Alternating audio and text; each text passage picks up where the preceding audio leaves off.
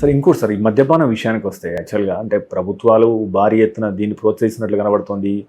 యాక్చువల్గా వాళ్ళకు ఎక్కువ వస్తుంది. మీరు అంటే మీరు ఏం గమనించారు? లాస్ట్ 15 years, లాస్ట్ 10 yearsలో మద్యపాన వినియోగం పెరిగిందా? దాంతో వచ్చే వ్యాధులు ఏ రకంగా పెరుగుతున్నాయి? డెఫినెట్గా అండి. స్మోకింగ్ కన్నా కూడా మద్యపానం ఎక్కువైంది. యాక్చువల్ చెప్పాలంటే ఫీమేల్లో స్మోకింగ్ పెరిగింది.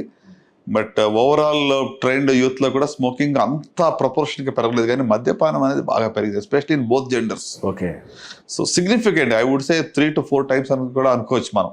అంటే అవైలబిలిటీ కావచ్చు, లేకపోతే అర్నింగ్ కెపాసిటీ కావచ్చు, అర్నింగ్ జాబ్స్ దొరకడము, settle. So there are so many reasons why ఇది.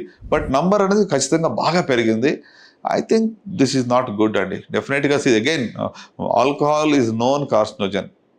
సుమారుగా అట్లీస్ట్ 10 రకాలకు పైగా క్యాన్సర్కి అది కారణం. సో దీన్ని మనం దీన్ని తగ్గించగలిగితే బాగుంటుంది. కానీ బట్ మీరు అన్నట్టుగానే రెవెన్యూ సోర్స్ కాబట్టి government is encouraging, people are also supporting such things. And వాళ్ళ ఆరోగ్యాన్ని వాళ్ళే పాడు చేసుకుంటున్నారు. అంటే some of the best tips for good health is actually are very cheap అండి. Being physically active, right, not consuming fatty or oily diet, simple routine veg diet. కానీ అంటే ఎక్కువ కష్టపడక్కర్లేదు మంచి హెల్త్ కాపాడుకోవాలంటే మనం. కానీ మనం కొని తెచ్చుకుని వాటిలో ఖర్చు పెట్టి అనారోగ్యం తెచ్చుకుని మళ్ళీ హాస్పిటల్కి వెళ్ళి మళ్ళీ డబ్బులు ఖర్చు పెడతాం. So I think the irony is that, right. మనకు తెలుసు methods, but we're not able to, we're caught in that web అనమాట. సో ఇంకోటి సార్, అంటే మీరు ఒక బుక్ రాస్తారు, లైవ్ ఫర్ ఏ లెగసీ అని చెప్పేసి. సో అంటే దాని యొక్క ముఖ్య ఉద్దేశం ఏంటి? ఆ బుక్లో ఏం వివరించారు? డెఫినెట్లీ అండి. లివ్ ఫర్ ఎ లెగసీ అంటే మరి నాకు సెమీ ఆటోబయోగ్రఫీ అని చెప్పొచ్చు. ప్రొఫెసర్ అరుణ్ తివారీ అని చెప్పి ఇది author of wings of fire ఈ బుక్ రాశారు. అబ్దుల్ కలాం గారి యొక్క ఆటోబయోగ్రఫీ ఆయన రాశారు. సో ఆయన నా యొక్క బుక్ రాసినప్పుడు బేసికలీ ఇదేంటంటే just inspire the younger generation how we all can live for legacy. Legacy అంటే it is not what you leave for others, but what you leave in others. ఇతరులకి ఏం విడిచిపెట్టి వెళ్తారు కాదు, కానీ ఇతరులలో ఏం విడిచిపెట్టి వెళ్తారు.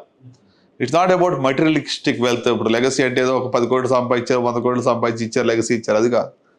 The legacy that you leave behind is it could be just showing love to someone, it could be sowing kindness to someone, right. Or through your profession you can leave a legacy, a mark. As a teacher you can leave a legacy. So అట్లా మీరు ఏ ఉద్యోగంలో ఉన్నా, మీరు ఏ calling ఉన్నా కూడా దాని ద్వారా భావి తరాలకి మీరు ఏం విడిచిపెట్టిపోతున్నారు. అట్ ద ఎండ్ అసలు మనం అందరూ వెళ్ళిపోవాల్సిందే. వాళ్ళు ముందు వెళ్తారు, మనం వెనకాల వెళ్తాం. కానీ when you leave, what you leave behind, అది if you have to leave behind something you have to live. అందుకే లివ్ ఫర్ లెగసీ. లెగసీ కోసం బ్రతకండి. If you don't live you can't leave. So that is the whole idea అనమాట. So basically in and through whatever we are called to do, how we can influence others and do some good for others, larger good, and that's what is the purpose of this book.